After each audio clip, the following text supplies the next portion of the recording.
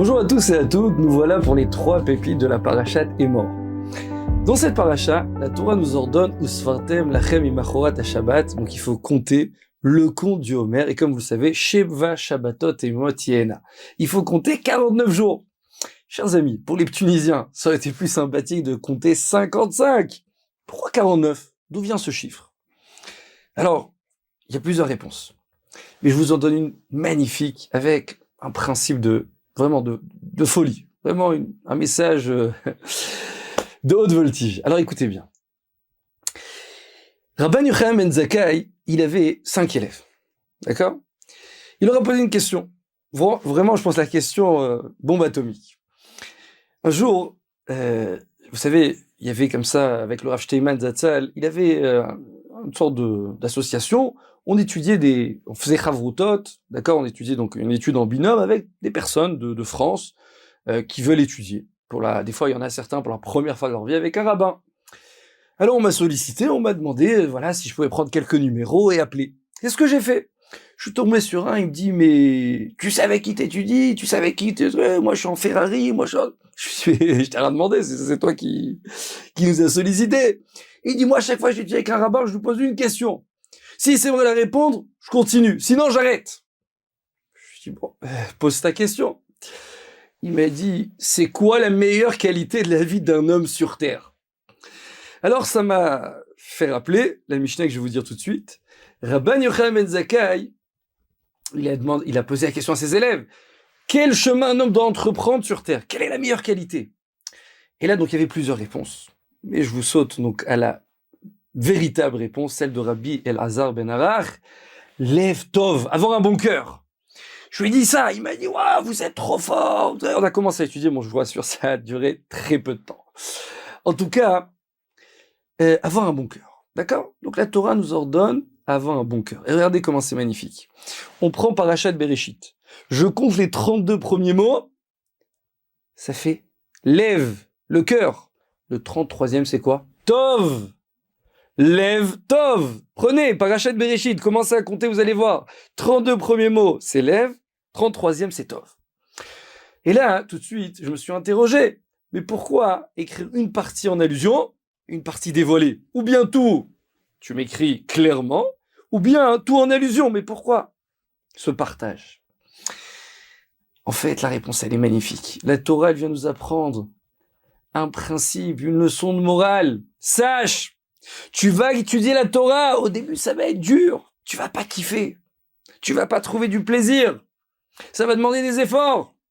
Mais attention, une fois que tu as passé tous ces échelons, tu vas goûter, tu vas savourer le tov, la beauté de la Torah. Encore une fois, Hachem, il a conscience que la Torah, c'est pas facile. Mais attention, une fois qu'on a montré notre volonté, en retour à Kadosh Baruch Hu, nous déverse Tov, ce bien. Et donc regardez, c'est exactement ce qui se passe dans Sfirat HaOmer. Même tête, c'est quoi même tête, chers amis? 49, 32 plus 17. Les 32 premiers jours, on est endeuillé, on se rase pas, on n'écoute pas de musique. Donc pourquoi? Pour savoir, efforce-toi, fais contre ta volonté. Mais attention, arrive l'Ag BaOmer le 33e jour, je touche le bon, je pénètre à l'intérieur. De quoi? De la beauté. Là, je suis en train de savourer, je suis en train de jubiler avec Dieu. Ça, c'est le Tov. Maintenant, chers amis, que veut dire avoir un bon cœur? Donc, encore une fois, les 49 jours, c'est acquérir cette qualité, cette vertu, avoir un bon cœur. Mais que veut dire? Quelle est la définition d'avoir un bon cœur? Alors, vous savez, c'est quoi un bon cœur? Je vous donne un petit exemple. Vous avez un couple, ils s'entendent pas, toute la journée en train de se disputer, ça va pas entre eux. Ils vont chez des amis. C'est une harmonie parfaite. L'homme, la femme, ils s'entendent à merveille. On ressort de là-bas. On va ressortir quoi? La jalousie. Pourquoi lui et pas moi? Tu galères financièrement. Tu vois ton ami Blainara, grosse voiture, maison, tout va bien. Qu'est-ce que tu ressens? La jalousie. C'est normal, c'est inné. Lev Tov, c'est quoi? C'est que tu as un cœur qui est bon. Ça veut dire quoi un cœur qui est bon? Un cœur qui est comblé. Tu as une vie satisfaite. Tu es satisfait de ton sort. Tu es satisfait de ce qu'Hachem t'a donné, de ta femme, de tes enfants, de ta parnassa, de ta maison, de ta voiture. Une fois que tu es satisfait, que ce cœur-là, tu l'as rempli de joie, de satisfaction, alors tu vas voir autour de toi d'autres personnes se réjouir. Tu vas te réjouir avec eux. Tu vas être content pour eux. Tu vas pas jalouser. Pourquoi? Parce que toi aussi, tout va bien. Je vous raconte une petite histoire sur, je pense, la définition de Lev Tov. Le Rav Shar, c'était le Rosh Yeshiva de Yeshiva de Ponovitch. 2000 élèves. Vous allez là-bas le matin, c'est une ambiance de folie. Tout le monde étudie, un boucan monstre. En plein Seder le Rav Shar, en pleine étude du matin. Il rentre comme ça à l'âge de 98 ans. Il veut attraper un élève qui est au fond, qui a 20 ans. J'ai besoin de le solliciter, j'ai besoin de lui poser une question. Sur Rabbi Akiva Eiger. Rav Shar, qui a 78 ans, de plus que cet élève, il veut le solliciter. Tout le Beth Midrash en effervescence. Qu'est-ce qui se passe? Et là, il s'approche vers l'élève. Tout le Beth Midrash, tous les élèves, les yeux rivés. Et là, il dit, j'ai une question sur le Rabbi Akiva Eiger. L'élève, il le regarde, il est en train de trembler, il sait pas où il va. Il sort le livre. Et là, vous savez, ils débattent. Ta. À la fin, le Rav, il sort avec un large sourire. Waouh! Je savais que c'était un grand ami de Chacham. Et il repart comme ça. Bon, heureusement qu'il y avait le plafond pour l'élève parce qu'il se serait envolé. Mais tout le monde ne comprenait pas. Qu'est-ce qui se passe? Un élève, le lendemain, va voir Rabbi, expliquez-moi. Et je vais te dire la vérité. J'ai appris que cet élève, une semaine avant son mariage, la Kala, elle a rompu. Ça l'a brisé. Ça l'a achevé. Il était en fin de carrière. Je me suis dit, j'ai envie de le relever. Lui remonter le moral. Qu'est-ce que j'ai fait? J'ai fait une mise en scène. J'ai envoyé un espion pour voir qu'est-ce qu'il est en train d'étudier. Une fois que j'ai appris qu'il est en train d'étudier ce Rabbi Akiva Eiger, je me suis retrouvé en face. Et là, je lui ai posé la question, on a débattu. Et là, tout de suite, ça lui a redonné de la simcha. Il s'est senti qu'il vaut quelque chose. Et là, bien sûr, il est reparti dans la bonne trajectoire. Chers amis, on pourrait dire que Rav Shar, elle avait la vraie définition d'avoir un bon cœur. Ça le dérange pas de se rabaisser. Ça le dérange pas de rabaisser son honneur. Pourquoi? Pour relever l'autre. Et à votre avis, pour arriver à, encore une fois, à ce niveau-là, il faut avoir son cœur rempli de bien. Lev Tov. Alors, toujours sur Sfirat HaOmer. On doit compter comme ça chaque jour. 1er, 2e, 10e, 20e. Qu'est-ce qu'on apprend de là? Pour justement arriver à la fin, à recevoir la Torah. Mais attention, le compte est à rebours. On avance. La vie, elle avance. La Torah vient nous apprendre. Sache que le temps est précieux. Sache que le travail que tu devais fournir hier et que tu n'as pas fait, on peut pas mettre le compte à rebours en arrière. C'est fini. La minute d'avant n'est pas la minute d'après. La vie, elle avance. Sache valoriser le temps. Alors, vous savez, c'est écrit, Paro, il avait cette notion, la valeur du temps. D'où on voit ça. Alors, on a dit à Pessah, dans la Haggadah, la matzah que nos ancêtres ont mangée à Pessah. Le Ochot Chaim me pose la question, mais c'est pas vrai. La matzah, on l'a mangée en sortant d'Égypte, pas en Égypte, en sortant. Alors comment est-ce qu'on peut mentir lorsqu'on annonce cette phrase? On a mangé ce pain en Égypte. Il dit une réponse, écoutez cette réponse splendide. Paro, il voulait que l'homme Israël ne perde pas de temps. Il voulait que l'homme Israël travaille sans arrêt. Qu'est-ce qu'il leur a fait manger en Égypte? De la matzah. Pourquoi? Parce que la matzah, elle prend du temps à digérer. Donc tu manges de la matzah, tu te sens rassasié pour longtemps. Tu te sens rassasié pour longtemps, t'as pas besoin de manger constamment. T'as pas besoin de perdre du temps pendant les repas. Pourquoi? Pour les faire travailler. Mais le Messilat Yesharim ajoute quelque chose de magnifique. Paro, il a vu que l'homme Israël commençait à se plaindre. On veut sortir d'Égypte, on veut retourner chez nous. Paro, il a tout de suite ordonné d'ajouter du travail au Ham Israël. Pourquoi? S'ils ont le temps d'avoir une introspection, ils ont le temps de se rebeller, et c'est que sûrement, ils ont le temps de réfléchir. Tirbad avoda la anashim. Ajoute-leur du travail. Et il dit, c'est ça, l'Yetzirah, le Messilas Yesharim. Le mauvais penchant, il va tout le temps te donner la sensation que t'es occupé. Tu vois pas la vie passer. T'as 10 ans, 15 ans, 20 ans, 30 ans, 50 ans, 60 ans, 70 ans. Hop, c'est fini. La vie, comme nous dit David Ameller, Ketzel au vert, c'est comme l'ombre. Tu la vois pas passer. Le but, c'est quoi? C'est de savoir s'arrêter. Tirbada avoda la anashim. Alors, chers amis, on pourrait dire dans notre génération, qu'est-ce qui a remplacé Pharaon? On pourrait dire que c'est le smartphone. Non, je parle pas smartphone, on voit des belles choses, des mauvaises choses. Pas du tout. Le smartphone nous donne la sensation de tout le temps être occupé. Tout le temps, tu as les yeux sur ton smartphone. Je me rappelle, il y a 10-15 ans, même moins que ça, on prenait un train. Les gens faisaient quoi? Regardez le beau paysage. Aujourd'hui, montez dans un train, vous allez voir tout le monde sur son téléphone. Tout le monde sur son téléphone. Les gens ont l'impression d'être toujours occupés. Ah, je vois le WhatsApp que j'ai reçu, le mail, le ci, le ça. On est tous devenus des présidents de la République. Pourquoi? Le Yetzirah ne veut pas te laisser réfléchir. Le Yetzirah ne veut pas te laisser prendre la vie dans le bon sens. Il veut te donner l'impression que c'est pas grave, t'as le temps, occupe-toi. Vous comprenez? Ça, c'est la force du Yetzirah. Je vous termine avec une histoire sur le Rav Chaim Kanievski. Rav Chaim Kanievski, comme vous le savez, c'était le prototype d'une personne qui ne perdait pas une seconde de sa vie. Une seconde, il perdait pas.